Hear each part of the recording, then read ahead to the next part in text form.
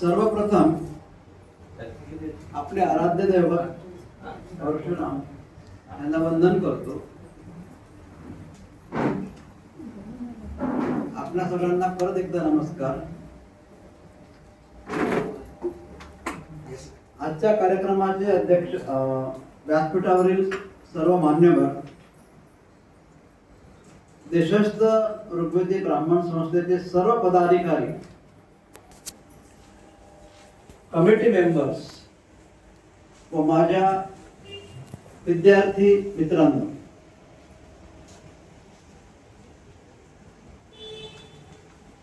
देशस्थ ऋग्वेदी ब्राह्मण संस्थेने आज जो हा विद्यार्थी गुणगौरव समारंभ आयोजित केला आहे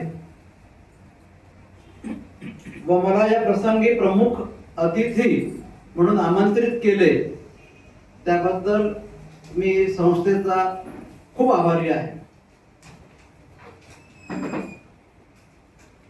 ज्या मॅडमने आता माझा परिचय करून दिला त्याच्यात मी पात्र आहे की नाही किंवा योग्य आहे की नाही हे मला माहिती नाही, पण त्यांनी खूप छान परिचय करून दिला, त्याबद्दल त्यांचाही मी आभारी आहे.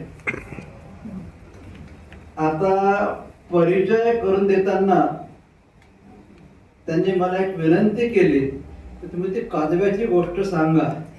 त्यामुळे थोडासा जरा मी विचलित झालो, कारण इतर सर्व प्राध्यापकांसारखा माझा पण एक दुर्गुण आहे, एकदा बोलायला लागलो विषयावरती मग ते जरा कठीण जातं. मी प्रयत्न करेन, परंतु पाठण्याच्या शेवटी. आता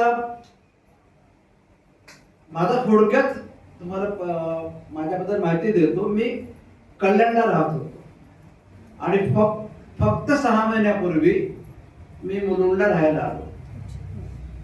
आता कल्याणच्या संस्थेशी मी पहिलेपासून निगडीत असल्यामुळे साहजिकच माझे पाय इकडे वळले आणि मला सांगायला आनंद वाटतो की अगदी पहिल्याच भेटीत सर्व मंडळींनी आमचं खूप चांगलं स्वागत केलं, सदस्य बनवून घेतलं आणि असा या आपल्या मुलुंड शाखेशी मी जोडला गेलो. तेव्हापासून मी बऱ्याच कार्यक्रमाला हजेरी लावतो, येतो आणि माझ्या एक लक्षामध्ये आलं की या संस्थेचे बहुतेक सदस्य हे ज्येष्ठ नागरिक आहेत आणि तरी पण ही सर्व मंडळी विविध कार्यक्रमांचे अतिशय उत्साहाने आयोजन करतात व आजचा हा जो कार्यक्रम आहे या कार्यक्रमासाठी मुलुंड मधील सुमारे 33 शाळांना व त्या शाळेतील विद्यार्थ्यांना त्यांनी आमंत्रण दिलं. ही खूप मोठी गोष्ट आहे. दुर्दैवाने आजच्या पावसाच्या परिस्थितीमुळे उपस्थिती कमी आहे, पण त्यांच्या प्रयत्नाला मात्र दाद द्यायला पाहिजे. त्याबद्दल मी सर्व विद्यार्थ्यांना म्हणतो टाळ्या वाजवा, कारण तरुण पिढीमध्ये हा उत्साह आता खूप कमी झाला आहे. घाबरू नका, मी जास्त क्रिटिसाइज करणार नाही. मी तुम्हाला प्रोत्साहित करण्यासाठी आलो आहे, क्रिटिसाइज करण्यासाठी नाही. मला कल्पना आहे या मुलुंड शहरात इतरत्र बऱ्याच ठिकाणी तुमचे कार्यक्रम झाले. मागच्या आठवड्यात ते कार्यक्रम झाला, त्या कार्यक्रमाला मी हजर होतो आणि एक लक्षात आणण्यासारखी गोष्ट म्हणजे आजचा जो कार्यक्रम आहे हा माझ्या दृष्टीने विशेष कार्यक्रम आहे असं मी मानतो. कारण का तर हा जो तुमचा सोहळा आहे हा आमच्या सारख्या ज्येष्ठ नागरिकांनी म्हणजेच आजी आजोबांनी आयोजित केला आहे. त्यामुळे या कार्यक्रमाला मी गुणगौरव सोहळा न म्हणता आशीर्वचन सोहळा असे संबोधल्यास मला आवडेल. आणि आशीर्वादाचं महत्व आपल्या संस्कृतीत अनन्यसाधारण आहे. तेव्हा विद्यार्थी मित्रांनो, हा इतर कार्यक्रमातील आणि ह्या कार्यक्रमातील फरक तुम्ही लक्षामध्ये घ्या. आणि खरोखर मी म्हणजे 1 तासापूर्वी इथे आलो, चर्चा झाली, बोलणं झालं, मनापासून आणि अतिशय चांगल्या भावनेने ही सगळी मंडळी याच्यामध्ये इन्व्हॉल्व आहेत, प्रयत्न करतात. ही खरोखरच समाधानाची गोष्ट आहे. तेव्हा मी सुद्धा परत एकदा सर्व यशस्वी विद्यार्थ्यांचे तसेच त्यांच्या पालकांचे, शिक्षकांचे, एक ज्येष्ठ शिक्षक व मुलुंड शहरामधील ज्येष्ठ नागरिक ह्या नात्याने परत एकदा अभिनंदन करतो. तुम्हाला पुढच्या वाटचालीसाठी शुभेच्छा देतो. मला वाटतं की तुमच्या परीक्षांचे निकाल लागून आता बराच कालावधी उलटलेला आहे. अनेक वर्ष महाविद्यालयात काम केल्यामुळे मला हे माहिती आहे की जवळपास आता 11वीची प्रवेश प्रक्रिया संपली असेल. व जे विद्यार्थी 12वी उत्तीर्ण झाले आहेत त्यांचा जो प्रोफेशनल कोर्सेसला किंवा इतर कोर्सेसला जाण्याचा जो प्रयत्न आहे, जी प्रोसिजर आहे, ऍडमिशन प्रोसेस जी आहे ती आता चालू आहे. त्यातल्या काही विद्यार्थ्यांना प्रवेश मिळाला सुद्धा असेल. म्हणजेच काय की तुम्ही आपापल्या पुढील शिक्षणाचा मार्ग निवडला आहे. काहींना त्यांच्या आवडीनुसार प्रवेश मिळाला असेल तर अनेकांना तडजोड करावी लागली असेल. परत एकदा माझा अनुभव सांगतो. माझ्या 38 वर्षाच्या शैक्षणिक याच्यामध्ये माझं असं निरीक्षण आहे की 10% विद्यार्थ्यांना त्यांना हवी असलेली करिअर, हवी असलेलं कॉलेज, हवे असलेले विषय हे मिळतात. 90% लोकांना, विद्यार्थ्यांना तडजोड करावी लागते. खरं म्हणजे इथूनच तुमच्या आयुष्यामध्ये तडजोडीची सुरुवात होते. आतापर्यंतच आयुष्य छान होतं, पण ही खरोखर तडजोड आहे का?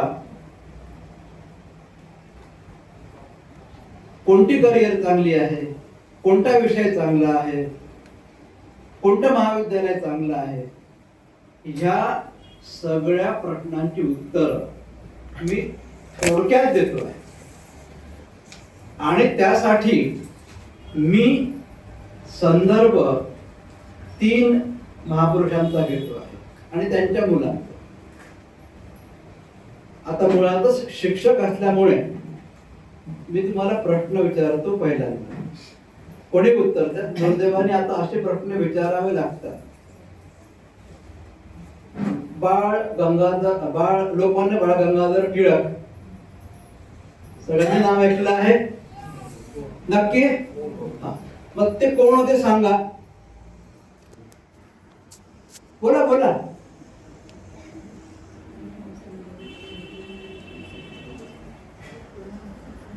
ते राष्ट्रपुरुष होते, तुम्हाला माहिती असेल. स्वराज्य माझा जन्मसिद्ध हक्क आहे हे तुम्ही वाक्य ऐकलं असेल.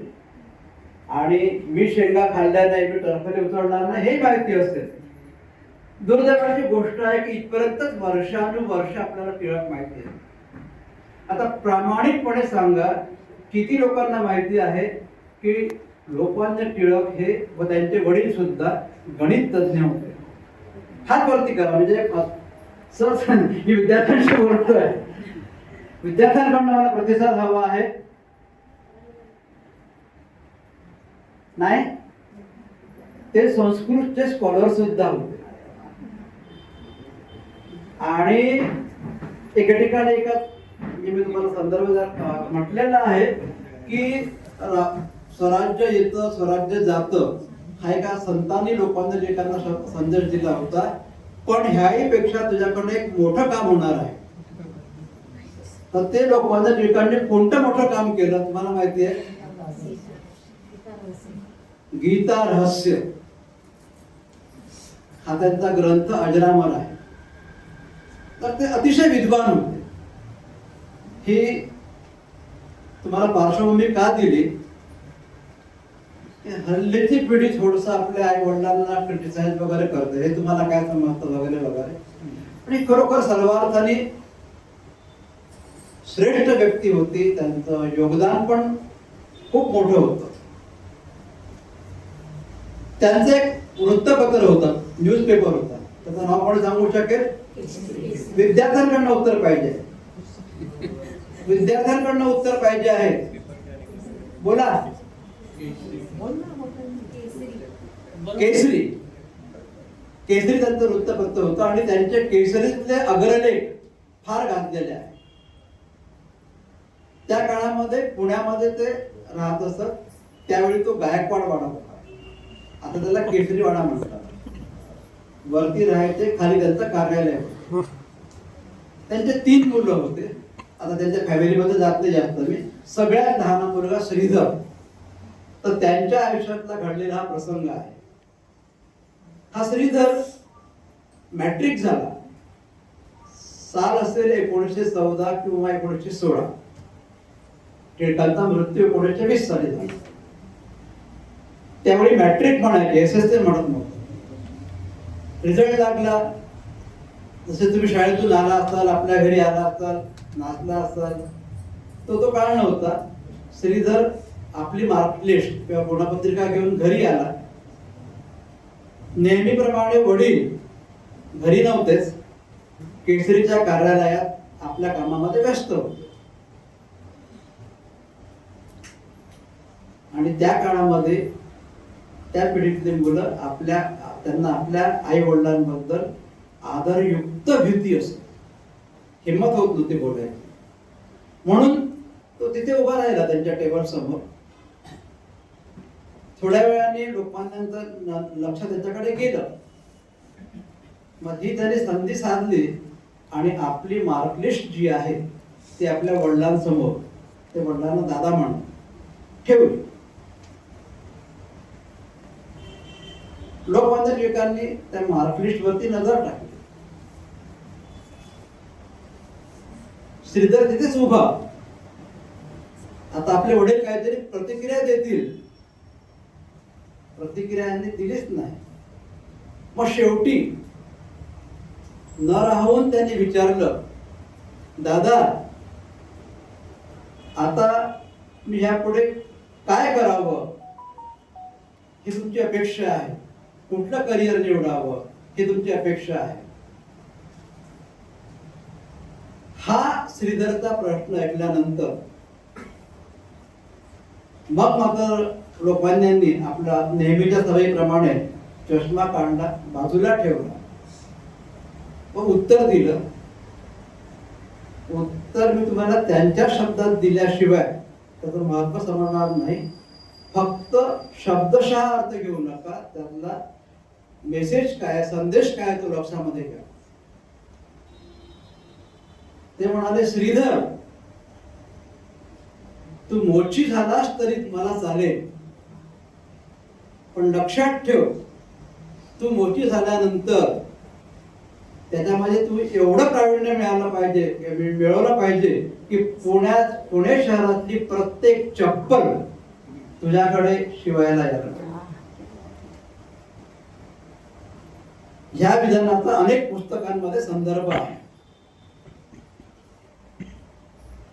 ह्यातून त्यांनी संदेश कुठला दिला श्रीधरला की ज्ञानाचं, शिक्षणाचं कुठलंही क्षेत्र किंवा व्यवसायाचं कुठलंही क्षेत्र मोठं किंवा छोटं नसतं.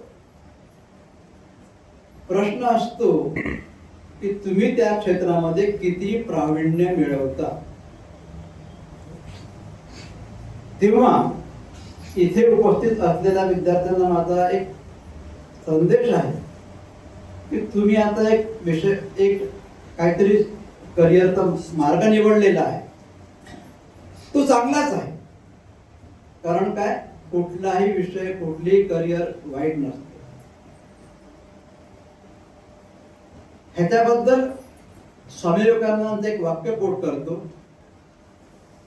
स्वामी विवेकानंदांनी म्हटलेलं आहे, आपले ध्येय निश्चित करा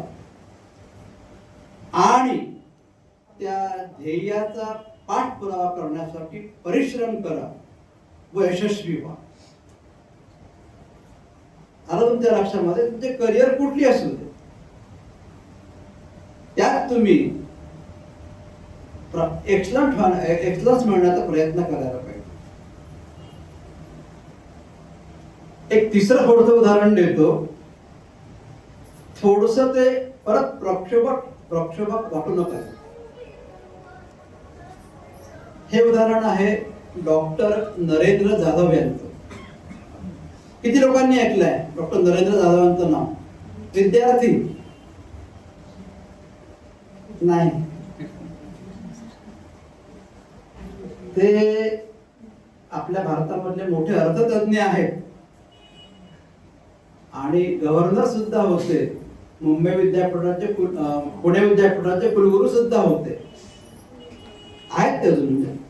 तर त्यांनी त्यांचं एक पुस्तक लिहिलं, त्यांचं आत्मचरित्र, आम्ही आणि आमचा बाप असं या पुस्तकाचं आत्मचरित्राचं नाव आहे. तुम्हाला संधी मिळाली तर जरूर ते वाचा. आता लोकमान्य टिळक आणि नरेंद्र जाधव यांचे वडील ह्याच्यामध्ये फरक आहे. हे कुटुंब अतिशय गरीब होतं, कामगार कुटुंब होतं, अशिक्षित होतं. त्या नरेंद्रनी आपल्या वडिलांशी संवाद साधला आणि अशाच अर्थाचा प्रश्न केला, त्याचं काय करावं वगैरे वगैरे असतं. त्यामध्ये माफी मागतो, शब्दशः अर्थ घेऊ नका. नरेंद्रच्या वडिलांनी त्याला उत्तर दिलं, तू चोर झालास तरी चालेल, पण नंबर 1 चोर. मी त्यांचेच वाक्य तुम्हाला सांगतोय. शब्दशः अर्थ घेऊ नका, संदर्भात तो म्हणजे मेसेज तोच आहे. आणि वारंवार ह्यातून मी तुम्हाला सांगायचा प्रयत्न करतो आहे की तुमचं क्षेत्र कोणते असू द्या, ते कमी नाही. हे आज त्याची मनापासून फुणगाट बांधला आणि त्या क्षेत्रामध्ये काम करायला सुरुवात करा.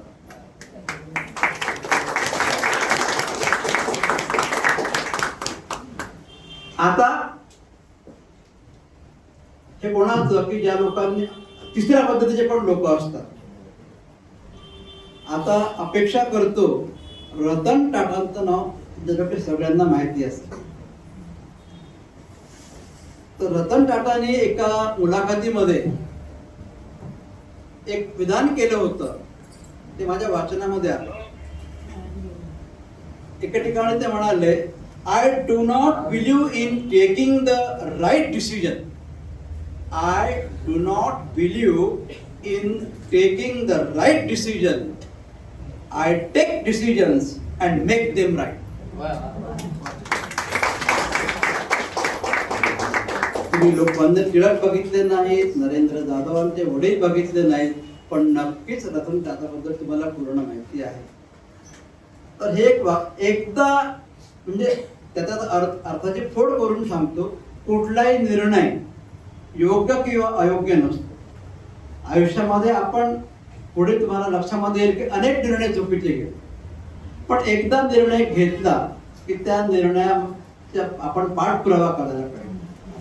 परत म्हणतो, एकदा करिअर निवडली, एकदा विषय निवडला, एकदा कॉलेज निवडलं, जो शिक्षणाचा मार्ग निवडला त्याच्यामध्येच तुम्ही राहा. आता दुसरा कुठलाही विचार करू नका आणि त्या आपल्या क्षेत्रामध्ये जास्तीत जास्त चांगलं काम करण्याचा प्रयत्न करा.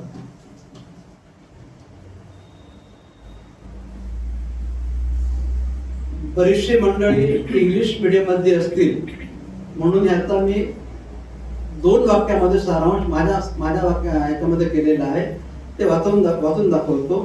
There is dignity in every form of honest work. There is dignity in every form of honest work. आणि दुसरं वाक्य जास्त महत्वाचं आहे. Excellence in one's chosen field is what truly matters. Again I repeat, excellence in one's chosen field is what truly matters.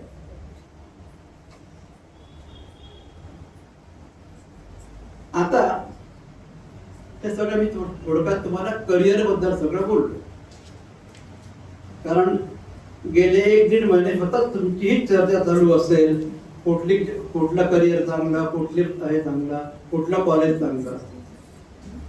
आता एक असा एका मुलाबद्दल सांगणार आहे आणि त्या मुलाचं नाव मला तुम्ही नक्की सांगाल अशी आशा आहे.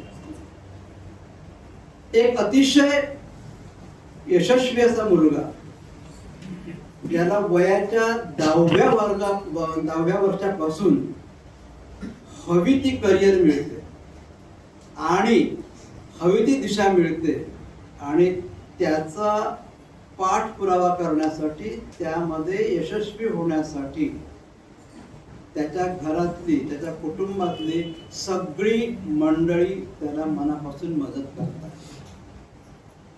म्हणजे बघा, क्षेत्र आवडीचं मिळालं, त्यासाठी योग्य गायडन्स मिळालं, त्यांनी प्रयत्न पण भरपूर केले आणि आपल्या निवडलेल्या क्षेत्रामध्ये तो अतिउच्च स्थानावरती पोहोचला.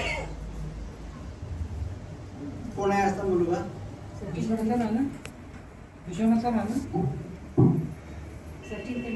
सचिन तेंडुलकर. सॉरी, मला वाटलं विद्यार्थ्यांनी उत्तर दिलं म्हणून मी आनंदी झालो, पण विद्यार्थ्यांकडनं रिस्पॉन्स नाही. असू द्या. आता हा जो मी प्रसंग सांगणार आहे, हा सचिनने त्याच्या ऑटोबायोग्राफी मध्ये लिहिलेला आहे. सचिनची ऑटोबायोग्राफी वाचलेली आहे. माझी नजर विद्यार्थ्यांकडे आहे. Playing in my way, playing in my way असं त्याचं आत्मचरित्राचं नाव आहे. आणि त्याच्या सचिनचं आणि त्याच्या वडिलांचं जवळचं नातं होतं. वडिलांबद्दल त्याला खूप आदर होता. त्याचे वडील हे मराठीचे प्राध्यापक होते कीर्ती कॉलेजला, चांगले कवी पण होते. त्यांच्या सचिनच्या वडिलांनी म्हणजे प्राध्यापक रमेश तेंडुलकरांनी त्याला जे सांगितलं म्हणजे सचिनने त्याच्या आत्मचरित्रात लिहिलेलं आहे, त्याच शब्दामध्ये मी तुम्हाला वाचून दाखवतो. रमेश तेंडुलकर म्हणतात, Sachin, if you remain humble, आता एक एक शब्द लक्षामध्ये घ्या, people will give you love and respect even after you have finished with the game. As a parent, I would be happier hearing people saying Sachin is a good human being than Sachin is a great cricketer.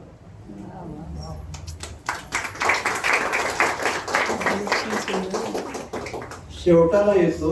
यातून मला मी जो अर्थ काढला तो होता, career, चांगलं career घडवणं, आयुष्यामध्ये चांगल्या गोष्टी करणं हे जेवढंच आवश्यक आहे मित्रांनो, त्याही पेक्षा ते सगळ्यात जास्त महत्वाचं काय आहे तर एक चांगला माणूस होणं.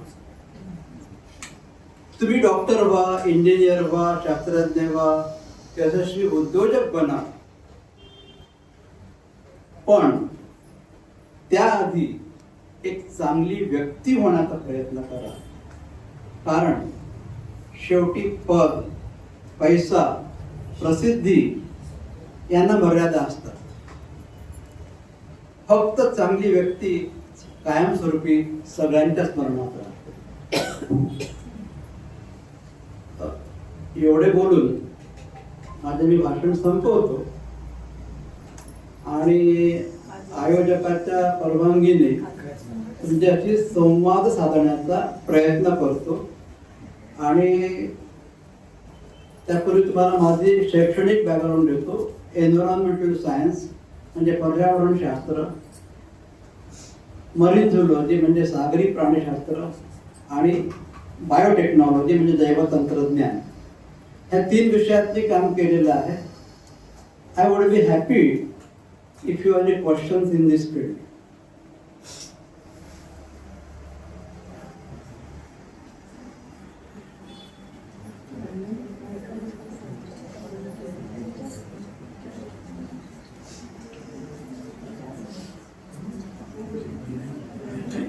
किसी को कुछ पूछना है इनके विषय में तो पूछिए, आप पूछ सकते हैं.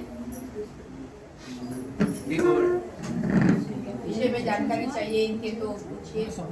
कोणाने कर्णबधीर आहे त्यामुळे मला मोठ्याने बोलावं लागेल. विद्यार्थ्यांनी विचारत आहे. नाही विचारा, आपण विचारा.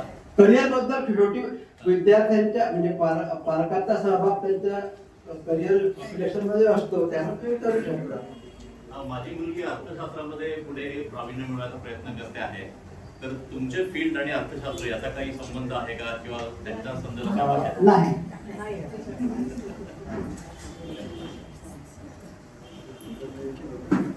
तुम्ही कुठल्या कॉलेजमधनं केलं होतं शिक्षण, म्हणजे कॉलेजमधनं कुठल्या शिकला, कुठल्या युनिव्हर्सिटी तर मुंबई असेल, पण कॉलेज कुठलं होतं? कारण तुमचं कारण कॉलेज आपण कुठल्या कॉलेजमध्ये शिकतो आहोत हे पण खूप महत्वाचं असतं, कारण तिकडचे प्राचार्य प्राध्यापक त्याच्यामुळे. मॅडमने छान प्रश्न विचारला. माझं कॉलेज जे आहे ते KJ सोमय्या कॉलेज, आणि आता त्याने बोलून बद्दल खरोखर मला तिथे खूप चांगले गुरुजन मिळाले, ज्यांचे आता ह्या विद्यार्थ्यांना अजूनही माझे त्यांचे प्रेमाचे संबंध आहेत. आणि ते मला अजूनही गेलो की मी रिटायर झालो पण ते घनश्याम नावानेच मला संबोधतात. तर अतिशय असं आहे की मला एक चांगलं वातावरण मिळणं, चांगले शिक्षक मिळणं हे जरुरी आहे. त्याचा परिणाम निश्चित आपल्या करिअरवरती होतो. पण ह्या विद्यार्थ्यांना मी नाराज करणार नाही. आता दुर्दैवाने असं चांगले शिक्षक मिळणं वगैरे सगळ्या गोष्टी दुर्मिळ झालेल्या आहेत. पण तुमच्या मदतीला आता YouTube आहे, आणि ते माझा मुलगा इथे बसलेला आहे, तरी मला कालच म्हणजे व्हिडिओ लावून दाखवले. जगातल्या कुठल्याही विद्यापीठामधल्या कुठल्याही रिनाउन प्रोफेसरचं भाषण तुम्ही घरी ऐकू शकता, कुठलाही कोर्स करू शकता. जसं पूर्वी म्हणायचो आम्ही की म्हणजे टीव्ही चांगला की वाईट, रिमोट तुमच्या हातामध्ये आहे, चॅनल तुम्हाला सिलेक्ट करायचं आहे, तसं व्हॉट्सॲप आणि YouTube तुम्हाला वापरायचं आहे. पण ते कसं वापरायचं हे तुम्ही ठरवलं पाहिजे. तुम्हाला घरच्या घरी आज ज्ञानाची सगळे क्षेत्र उपलब्ध आहे.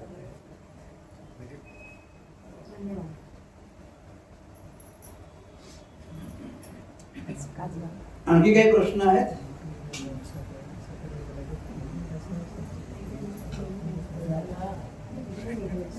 ऍडमिशन घेताना कॉलेज निवडणं आपल्या हातात नाहीये. बरोबर आहे. गव्हर्नमेंटच्या रूल प्रमाणे ऍडमिशन मिळतं. कॉलेजचा आणि आपल्या करिअरचा काय संबंध येतो का?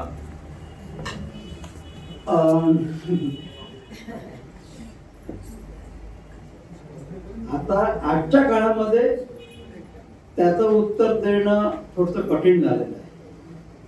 आम्ही जे घडलो ते आमच्या महाविद्यालयामुळे घडलो, आमच्या गुरूंमुळे.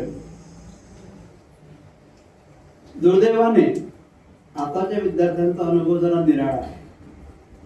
म्हणजे ते शिक्षक तेवढे उपलब्ध होत नाही. तो फार एकतर निराळा विषय आहे, परंतु म्हणजे त्याच्यामध्ये प्रश्नचिन्ह आहे असं मी तुम्हाला सांगेन. मग ते कुठले महाविद्यालय असेल.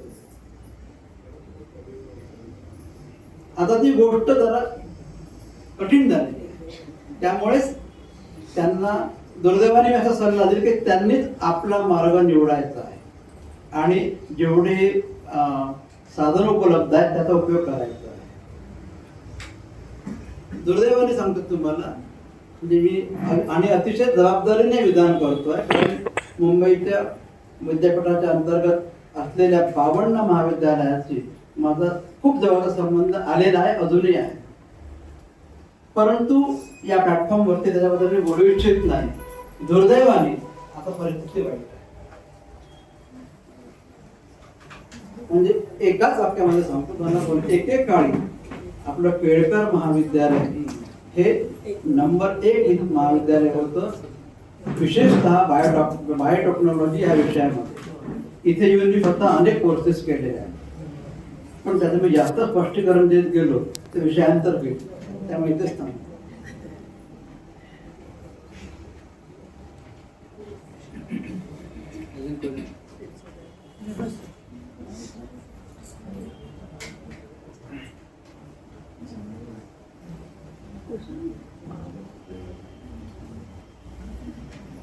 आता कुठलेही प्रश्न नाही असं समजून मॅडमने जो मला प्रश्न केला, विनंती केली की तो तुम्ही त्या प्रसंगाबद्दल सांगा म्हणून, तो थोडक्यात सांगतो. हा आहे बायोटेक्नॉलॉजी विषयातला प्रसंग. एक 1996 मध्ये मी JNU म्हणजे जवाहरलाल नेहरू युनिव्हर्सिटी दिल्ली इथे 1 महिन्याच्या प्रशिक्षणासाठी गेलो होतो. त्यावेळी JNU खरोखर चांगली होती. तिथे मोठा बायोटेक्नॉलॉजी विभाग आहे आणि दिवस रात्र काम चालू राहत होतं तेव्हा. आत्ताच्या JNU कडे बघू नका, ती आता राजकारणात अडकलेली आहे. तिथे एक फॉरेनचे सायंटिस्ट आले होते आणि त्यांचं खास लेक्चर आमच्याकडे ठेवलं रात्री 9 वाजता ते 1 वाजेपर्यंत चाललं. त्यांनी स्लाइड शो केला. साल लक्षामध्ये घ्या, 1996, आणि त्यांनी जो एक यशस्वी प्रयोग केला त्याचं पूर्ण त्यांनी स्लाइड शोच्या माध्यमातून आम्हाला माहिती दिली. त्याला आम्ही म्हटलो की तो जेनेटिक इंजिनिअरिंगचा भाग आहे. तर त्यांनी काय केलं, काजवा म्हणजे फायर बीज जे आता दिसतात थोडं थोडं, त्याला हिंदीमध्ये जुगनू म्हणतात होते. तर हा काजवा चमकतो. ती जी फिनॉमिनल आहे त्याला म्हणतात बायोल्युमिनिसन्स. तर खूप मोठं मेकॅनिझम आहे, ते तुम्हाला सांगणार नाही मी. मग त्यांनी तो सगळं स्टडी केलं आणि फॉर एव्हरीथिंग जीन रिस्पॉन्सिबल, म्हणजे प्रत्येक गोष्टीसाठी जीन रिस्पॉन्सिबल असतो. He identified the gene which is responsible for bioluminescence. ते लुसिफेरिन नावाचे एन्झाइम्स वगैरे असतात. He isolated that gene by using a technology which involves use of restriction enzymes. आता restriction enzyme म्हणजे काय, DNA ची कात्री. सोप्या भाषेत सांगायचं झालं तर DNA ला कापायचं असेल तर we make use of restriction enzyme. तो जीन त्याने तिकडनं आयसोलेट केला आणि नंतर मग क्रिसमस ट्री आहे, क्रिसमस ट्रीचे सेल्स घेतले आणि त्या सेल्समध्ये तो जीन इन्सर्ट केला. ही जी टेक्नॉलॉजी आहे त्याला म्हणतात रिकॉम्बिनंट DNA टेक्नॉलॉजी. आणि मग टिश्यू कल्चरच्या पद्धतीने तो क्रिसमस ट्री वाढवला. Result, Christmas tree started glowing like a fire.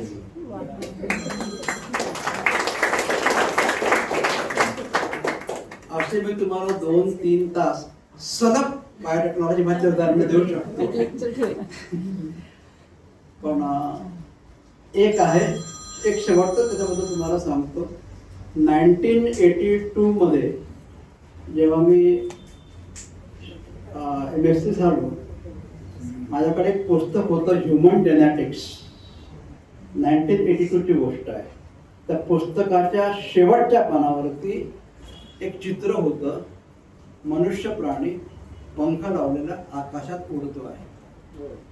खाली लिहिलं होतं द अल्टिमेट फेट ऑफ जेनेटिक इंजिनिअरिंग. त्याच्यानंतर बऱ्याच गोष्टी झाल्या, बायोटेक्नॉलॉजी झालं, त्याच्यानंतर बायोइन्फॉर्मॅटिक्स झालं. आता परिस्थिती अशी आहे, just you imagine anything and you can do it by using biotechnology.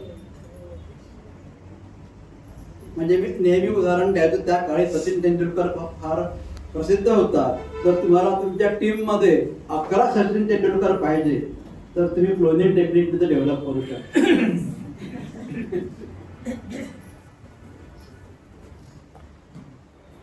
असो, फार वेळ घेतलेला आहे, तर मला इथे आयोजकांनी बोलवलं, बोलण्याची संधी दिली, त्यानिमित्त मी संवाद म्हणणार नाही, it was one way dialogue तुमच्याशी झाला, कारण मला संवाद करायला जास्त आवडलं असतं एनिवे. तर त्याबद्दल मी देशोत्तर विभाजित संस्थेचा आभारी आहे. आपण सर्व इथे एवढ्या कठीण परिस्थितीमध्ये उपस्थित राहिला त्याबद्दल आपलाही आभारी आहे. धन्यवाद.